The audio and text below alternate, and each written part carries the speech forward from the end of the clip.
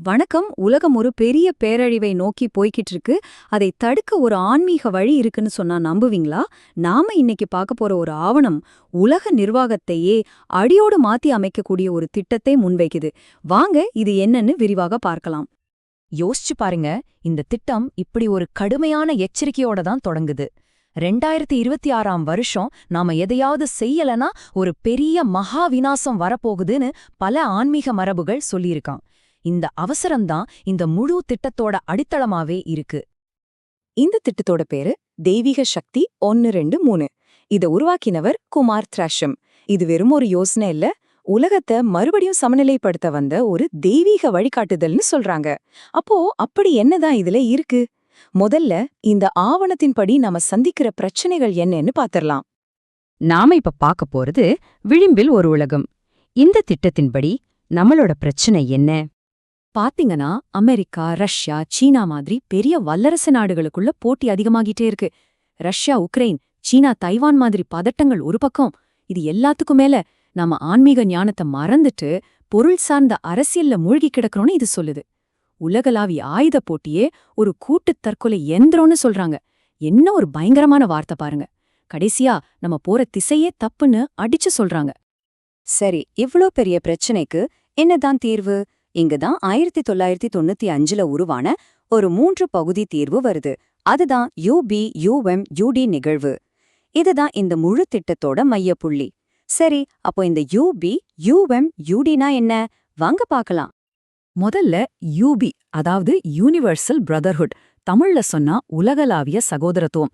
எல்லா எல்லைகளையும், ஜாதி மதம்னு எல்லா பிரிவினைகளையும் தாண்டி நல்ல எண்ணம் கொண்ட எல்லாரையும் ஒன்னு சேர்க்கறது. அடிப்படையில நாம எல்லாரும் ஒரே குடும்பம்ங்கிற உணர்வை கொண்டு வர்றது தான் இதோட நோக்கம்.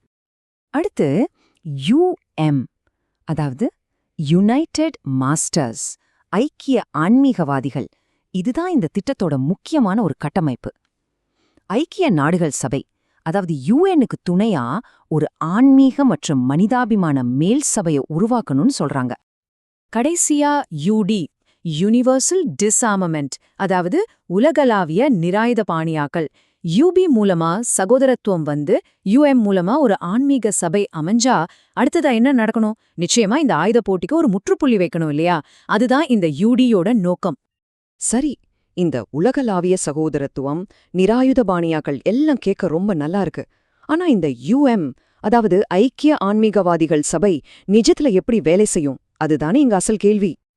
இங்க ஒரு சுவாரஸ்யமான விஷயம் என்னன்னா, இந்த UM அமைப்பு ஐநா சபையை எடுத்துட்டு வரத்துக்கு இல்ல.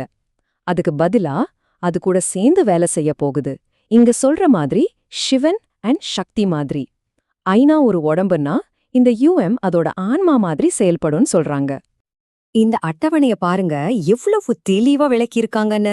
UN செக்யூரிட்டி கவுன்சிலுக்கு பதிலா ஒரு UM spiritual council, international court of ஜஸ்டிஸ்க்கு பதிலா ஒரு யூனிவர்சல் கோர்ட் ஆஃப் ஜஸ்டிஸ். மொத்தத்துல ஐநாவோட ஒவ்வொரு அமைப்புக்கும் இணையா ஒரு ஆன்மீக அமைப்பை உருவாக்கி உலக நிர்வாகத்தையே ஆன்மீக மயமாக்குறது தான் இவங்களோட திட்டம். இது வெறும் ஐடியா மட்டும் இல்ல, இதை எப்படி நடைமுறைக்கு கொண்டு வருதுன்னு ஒரு தெளிவான 12 அம்ச திட்டத்தையும் இந்த ஆவணம் சொல்லுது. குறிப்பா 2025-2026 வருஷங்களை கூறி வச்சு. இந்த டைம்லைனை பாருங்க, ரொம்பவே லட்சியமா இருக்கு. டிசம்பர் 2025ல பேரழிவு ஆயுதங்கள் பத்தி ஒரு உலகளாவிய அவசர நிலைய ஐநாவில் அறிவிக்கணும்னு சொல்றாங்க. அதுல ஆரம்பிச்சு அக்டோபர் 2026 ஐநா தினம் அன்னைக்கு இந்த UM அமைப்புக்கு அங்கீகாரம் வாங்கணும்னு முடியுது. ஒவ்வொரு ஸ்டெப்புக்கும் ஒரு குறிப்பிட்ட தேதியை குறிச்சிருக்காங்க. இந்த திட்டத்தோட நடவடிக்கைகள் 2 விதமா இருக்கு. ஒன்னு, உலக தலைவர்கள் மட்டத்துல, அதாவது அணு ஆயுதம் வச்சிருக்கிற நாடுகளோட உச்சி மாநாடு நடத்துறது. இன்னொன்னு, மக்கள் மட்டத்துல நர்சரி ஸ்கூல்ல இருந்து காலேஜ் வரைக்கும் இந்த உலக சகோதரத்துவ கொள்கைகளை பாடத்திட்டத்துல சேர்க்கணும்னு சொல்றாங்க. ஒரு நல்ல விஷயம் இல்லையா? கடைசியா இந்த ஆவணம் உலகத்துக்கே ஒரு வேண்டுகோள் வைக்குது, ஒரு ஆன்மீக புரட்சிக்கு அழைப்பு விடுக்குது. இந்த புரட்சியை முன்னெடுத்துட்டு போக ஒரு குறிப்பிட்ட எண்ணிக்கையில ஆட்களை கூப்பிடுறாங்க. அதுதான் 1008. இந்த நம்பர் நிறைய ஆன்மீக மரபுகள்ல ஒரு புனிதமான எண்ணா பார்க்கப்படுது. சோ உலகம் முழுவதிலும் இருந்து 1008 ஆன்மீகவாதிகள், தலைவர்கள், கலைஞர்கள்னு எல்லாரும் ஒன்னு சேரணும்னு சொல்றாங்க. அவங்க சும்மா ஒரு வேண்டுகோள் மட்டும் வைக்கல, இந்த திட்டத்தை உலகத்துல எல்லா மூலைக்கும் கொண்டு போயிருக்காங்க. இந்திய அரசாங்கத்துல இருந்து ஸ்டான்ஃபோர்ட், ஆக்ஸ்போர்ட் மாதிரி பெரிய யூனிவர்சிட்டிஸ் வரைக்கும், டெக்னாலஜில எலான் மஸ்க்ல இருந்து ஆன்மீகத்துல எக்கார்ட் டோல வரைக்கும் உண்மையிலே ஒரு பெரிய பட்டியலே இருக்கு. இந்த முழு முயற்சிக்கும் பின்னாடி இருக்கிற நம்பிக்கை என்னன்னா, கூட்டு மனசோட சக்தி தான். அதுக்கு தான் பாலோ கோயலோட இந்த பிரபலமான மேற்கோளை இங்க சேர்த்திருக்காங்க. நாம உண்மையா ஒன்ன விரும்பினா இந்த முழு பிரபஞ்சமே அதுக்காக துணை நிற்கும்னு சொல்றதுதான் இதோட அர்த்தம். ஆக இந்த தெய்வீக சக்தி 1, 2, 3 திட்டம் நம்ம முன்னாடி ஒரு பெரிய கேள்வியை வைக்குது.